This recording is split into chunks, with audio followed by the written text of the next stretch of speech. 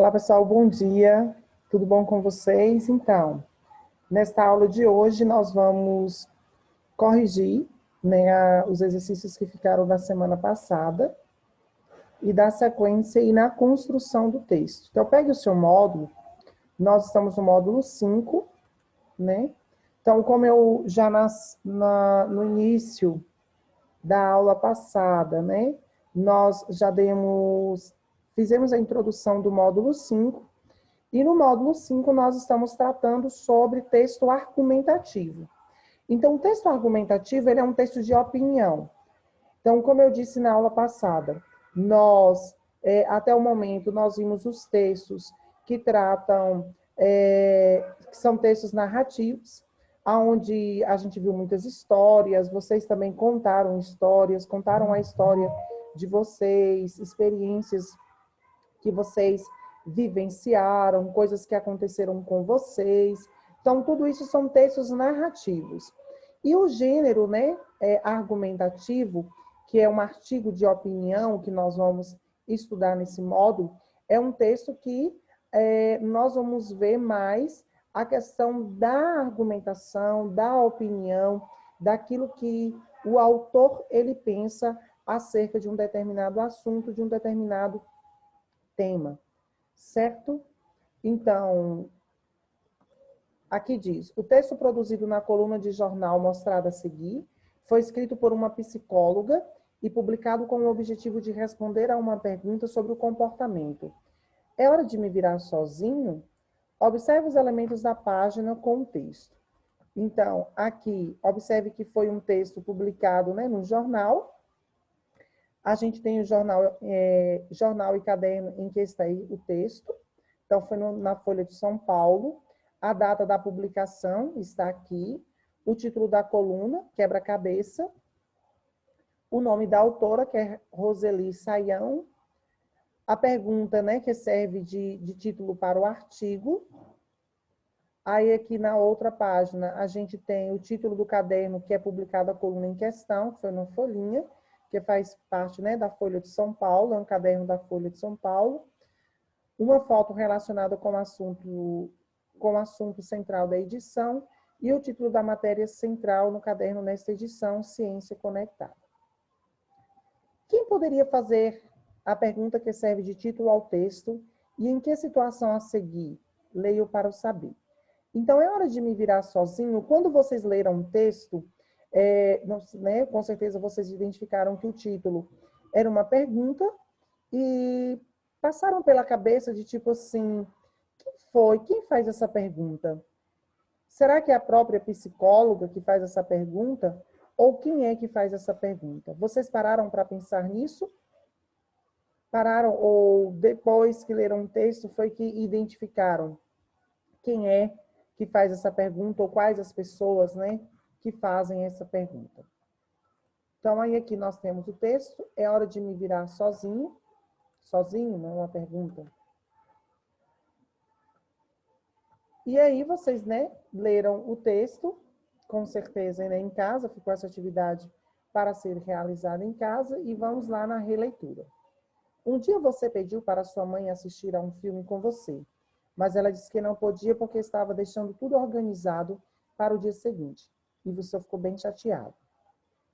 No outro dia, queria muito ir a uma loja comprar um jogo que estava bombando entre seus colegas, e pediu para seu pai levá-lo até lá, mas ele chegou muito cansado e disse que teria de ficar para outro dia. Você ficou mega frustrado. E naquela noite, então, em que estava sem sono e pediu para sua mãe contar uma história, mas ela disse que precisava dormir porque teria de levantar muito cedo no dia seguinte. Aí bateu uma tristeza tão grande que deu a vontade de chorar, não foi? Por muitas vezes você fez algum pedido à sua mãe ou ao seu pai que eles não puderam entender porque tinham outros compromissos, não importam quais. E você ficou bravo, magoado, com raiva até. Há um pouco de razão em sentir tudo isso. Quem é que gosta de ser deixado de lado, de não ser atendido na hora exata em que quer ou precisa de alguma coisa? Ninguém. Mas sabe como a vida é. Mãe e pai precisam cuidar dos filhos, mas cuidar não significa fazer tudo na hora que eles querem. Mãe e pai também têm uma vida para levar. Eles trabalham, têm amigos com quem querem conversar, têm parentes que às vezes precisam deles, têm de dormir, descansar, tomar banho, comer e muito mais.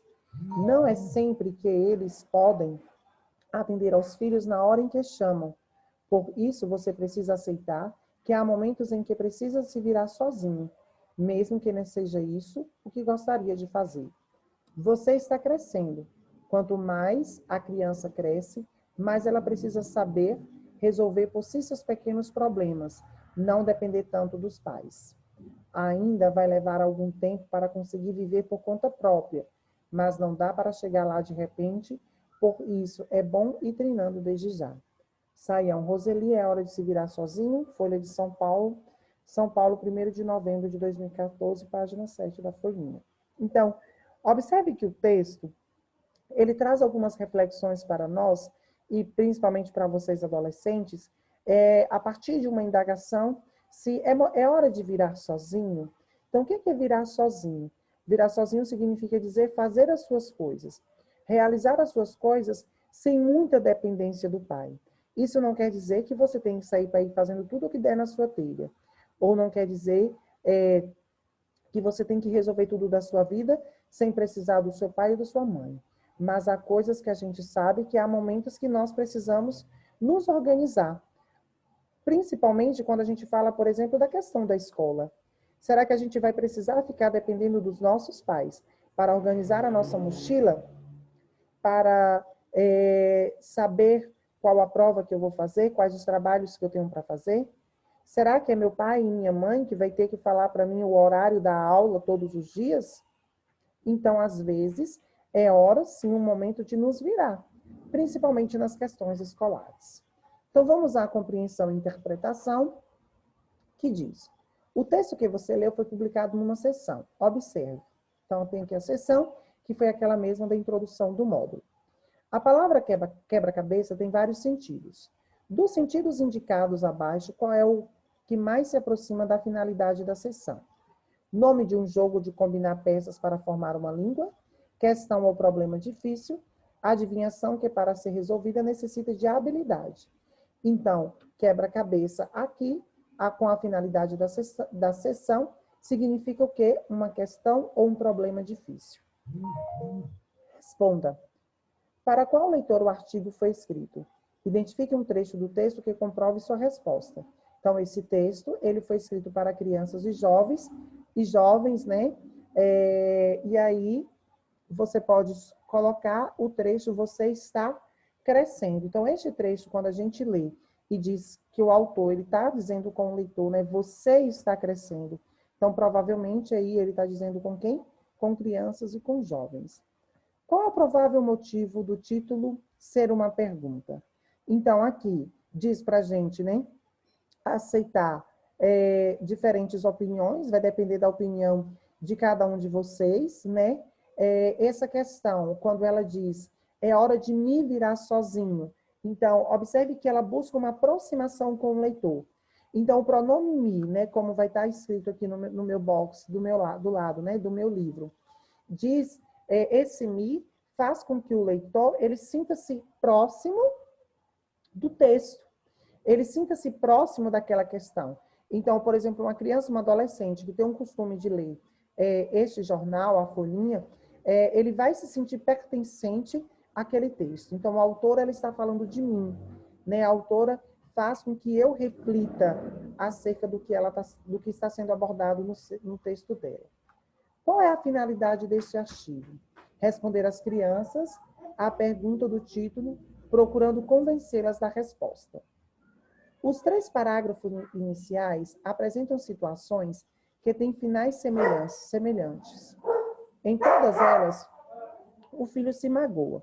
Então, observe que a cada acontecimento, né, e está no final dos primeiros parágrafos, ele vai se magoando, né? Quando ele pede a mãe, quando ele pede o pai, depois ele volta novamente, ele pede a mãe, e com os nãos que ele recebe, ele vai se magoando, se decepcionando. Então, o desejo do filho. Um dia você pediu para sua mãe assistir a um filme com você. Aí nós temos lá um trecho que diz: no outro dia, pediu para seu pai levá-lo até a loja. E naquela noite pediu para sua mãe contar uma história. Então, nós temos aí os 3 pedidos do filho. A reação da mãe ou do pai. No dia, né, que ele pediu à mãe para assistir o filme com ele, mas ela disse que não podia. No outro dia que ele pediu o seu pai para levá-lo até a loja, ele chegou muito cansado. Naquela noite, pediu para sua mãe contar uma história, mas ela disse que precisava dormir. Foram as respostas dos pais. Qual era o sentimento do filho? Na primeira situação, você ficou muito chateado. Na segunda situação, você ficou mega frustrado. E na terceira situação, bateu uma tristeza tão grande que deu até vontade de chorar. Então, observe que para cada ação, né, há uma reação, né, como vai dizer o ditado aí. Então, há o desejo do filho, há a resposta do pai e, novamente, o sentimento do filho em relação àquilo que os pais responderam. Nestes trechos, as situações mostram o sofrimento do filho. Esse sofrimento parece ir aumentando ou diminuindo de uma situação para outra? Explique. Então, há um sofrimento. Será que ele vai aumentando? Sim. O sofrimento do filho, ele vai aumentando. À medida que o pai vai dizendo não, à medida que o pai vai dando os pais, né, vão dando as respostas negativas para ele, essa aflição, essa angústia do filho, esse sofrimento, ele vai só aumentando. Em que parágrafo o autor afirma que os sentimentos de mágoa e revolta nesses casos são normais e são prováveis? Sobretudo no 5º parágrafo. Então, vamos lá. A gente vai voltar aqui no 5º parágrafo e diz: há um pouco de razão em sentir tudo isso. Quem é que gosta de ser deixado de lado, de não ser atendido na hora exata em que quer ou precisa de alguma coisa? Ninguém. Então, observe como diz a questão, né? Qual o parágrafo que afirma os sentimentos de mágoa e revolta. Nesses casos, são normais, são prováveis. Sobretudo lá no 5º parágrafo, vai falar que quem é que gosta de ser deixado de lado? Quem gosta de ser contrariado? Né? Quem gosta de receber um não? Né? Então, aí, nós temos no 5º parágrafo as angústias do filho. Em outra parte do texto, a autora procura mostrar o lado do problema, o lado dos pais. Que argumentos ela usa para justificar o fato de os pais não fazerem o que os filhos querem na hora que pedem? Os pais têm uma vida independente, outros compromissos. Nem sempre podem atender aos filhos no momento em que solicitam. Então, observe que a autora, ela também justifica, né? Há uma justificativa, um argumento para dizer, né, o porquê dos pais dizerem não. Então, eles não dizem não simplesmente porque eles querem dizer não, mas é porque eles têm a vida deles, eles também têm as preocupações deles, precisam descansar, têm um trabalho. Então, observe que a autora ela procura um argumento para justificar o não dos pais. Nos parágrafos finais, a psicóloga procura apontar caminhos para o filho que se sente abandonado pelos pais. Que atitudes, né, ela sugere que ele tome para lidar com o sentimento de mágoa e de abandono. Ela sugere que o menino vá resolvendo sozinho o que for possível, pois ele precisa treinar para exercitar sua independência cada vez mais. Aqui você vai responder pessoalmente, tanto a 7 como a 8, que diz: depois de ler o texto, qual seria a sua resposta para a pergunta do título? O que você responderia? Olhando para a sua vida, depois que você leu o texto, diante da compreensão também que você fez, qual seria a sua resposta para a questão do texto? É hora de me virar sozinho? É hora de eu resolver as minhas coisas sozinho? É hora de eu agora buscar solucionar os meus problemas sem estar perturbando os meus pais? O que você achou desse texto? Ele ajudou de algum modo? Então, aí você vai dar as suas respostas pessoais, certo? Conversa em jogo. Como reagir à frustração de não ser atendido? Segundo a autora, mesmo que você queira ser atendido no momento em que solicita aos pais, nem sempre isso é possível. ela dá exemplos de reações como ficar chateado, frustrado, com vontade de chorar, bravo e com raiva. E de que modo você reage quando isso acontece? Então, quais são as suas maneiras de lidar com as suas frustrações?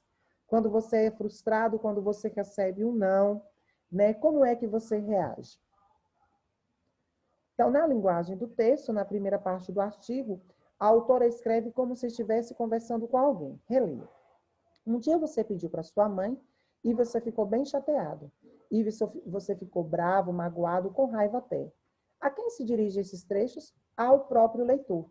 Então, quando ela diz um dia você pediu para sua mãe, observe que ela está falando com nós, leitores. Ela direciona a pergunta ao próprio leitor do texto. Identifique outro trecho em que a autora parece estar conversando. Aqui a gente tem as possibilidades, deu até vontade de chorar, não foi? Mas sabe como a vida é? Você está crescendo. Então, observe que todos esses 3 trechos, ela também está falando com o leitor. O artigo é escrito por uma psicóloga. Ao escrever como se conversasse com o leitor, ela usa uma linguagem bem espontânea, do dia a dia, empregando palavras próprias da linguagem informal dos jovens. Identifique no texto uma palavra ou expressão que indique essa linguagem mais informal. Então, bombando, mega frustrado, bateu uma tristeza.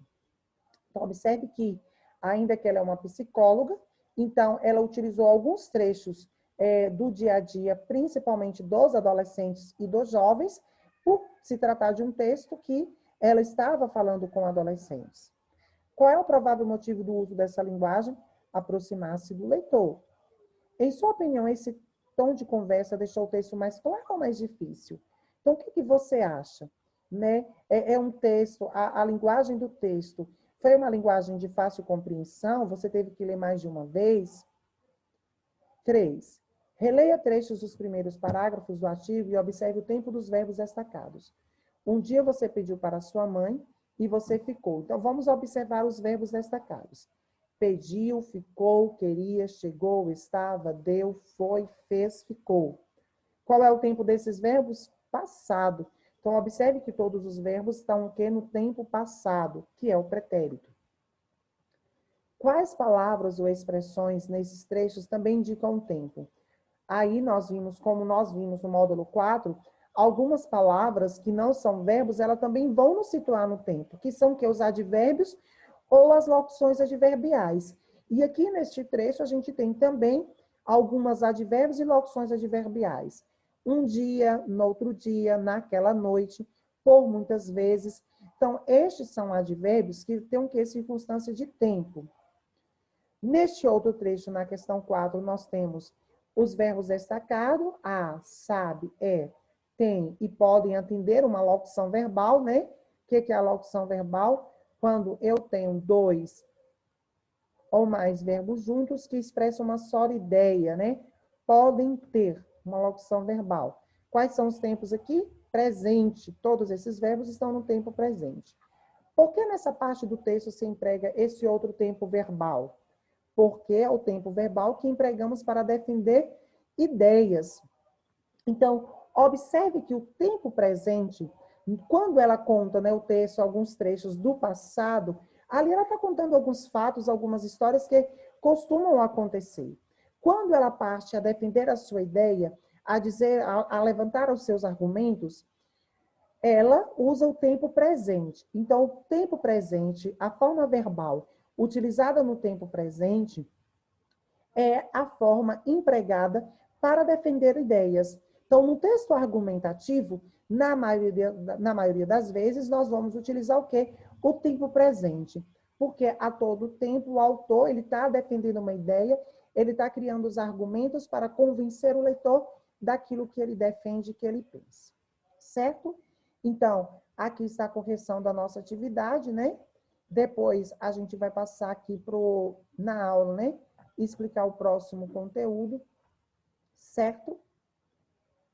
E eu encontro vocês lá na nossa aula, certo? Forte abraço, façam as correções direitinhas para não perder tempo, ficar aí com atividades acumuladas.